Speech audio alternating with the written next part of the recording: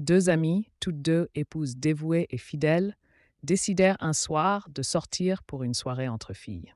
Elles étaient de bonne humeur, impatientes de profiter d'une soirée de détente sans leur mari.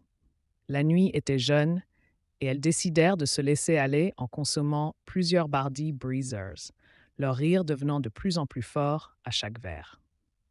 À mesure que la soirée avançait, elles se retrouvèrent un peu plus ivres qu'elles ne l'avaient prévu. Les rues étaient sombres alors qu'elles titubaient sur le chemin du retour, leurs pas incertains, mais leurs humeurs joyeuses. Cependant, au milieu des rires et des trébuchements, un besoin pressant se fit sentir. Elles avaient toutes deux un besoin urgent d'aller aux toilettes, mais elles se trouvaient dans un endroit où aucun toilette publique n'était disponible. Dans leur état légèrement éméché, elles prirent une décision audacieuse.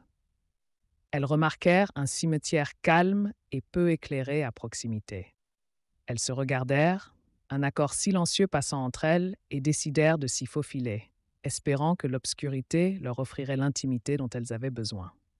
Une fois qu'elles eurent fini, la première femme se retrouva dans un dilemme. Elle n'avait rien pour se nettoyer. Après un moment de réflexion, elle se résolut à retirer sa culotte, l'utilisa, puis la jeta, ne voulant pas la porter plus longtemps.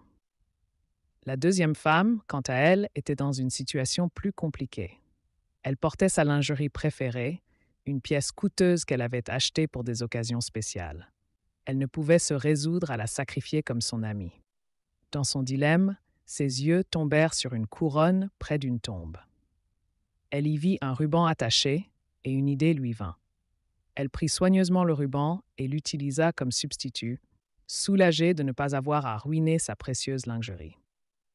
Se sentant plus légères et encore rieuses, elles repartirent en titubant vers leur domicile.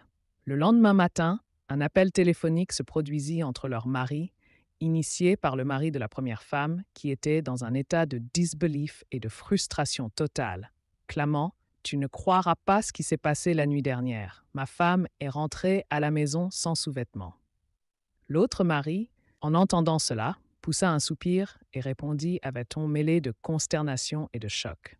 « Eh bien, ce n'est pas tout.